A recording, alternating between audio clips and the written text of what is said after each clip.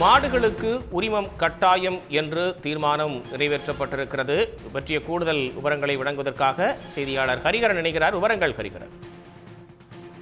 சென்னையில மாடுகளால் ஏற்படும் தொல்லைகள், போக்குவரத்து இடையூறுகள் மற்றும் சுகாதார சீர்கேடுகளை தடுக்க செல்லப்பிராணிகளுக்கு ஏற்கனவே மைக்ரோசிப் பொருத்தப்பட்டு அமல்படுத்தப்பட்டிருக்கு. அதே போன்று மாடுகளை வைத்திருக்கும் உரிமையாளர்கள் மாடுகளுக்கும் மைக்ரோசிப் பொருத்தும் முறையை சென்னை மாநகராட்சி கொண்டு வரப்பட்டுள்ளது. மாடுகளுக்கு மைக்ரோசிப் பொருத்தப்பட்டு உரிமம் பெற வேண்டும் என கட்டாயப்படுத்தப்பட்டிருக்கு. மார்ச் 18ஆம் தேதிக்குள்ள இந்த உரிமங்களை பெற வேண்டும் என தெரிவிக்கப்பட்டிருக்கு.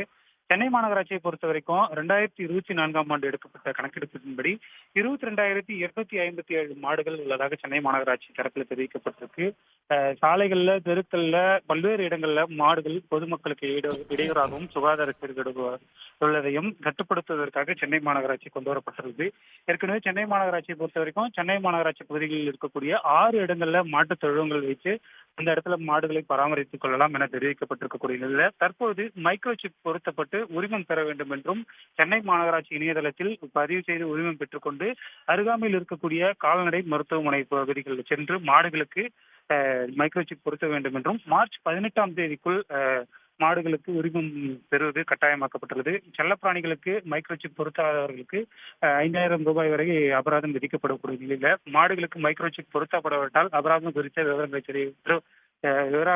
குறித்து சென்னை மாநகராட்சி தெரிவிக்கவில்லை. தற்போதைய சூழலை பொறுத்த வரைக்கும் மாடுகள் வைத்திருக்கும் உரிமையாளர்கள் மைக்ரோசிப் பொருத்தி உரிமம் பெற வேண்டும் என அறிவிக்கப்பட்டுள்ளது.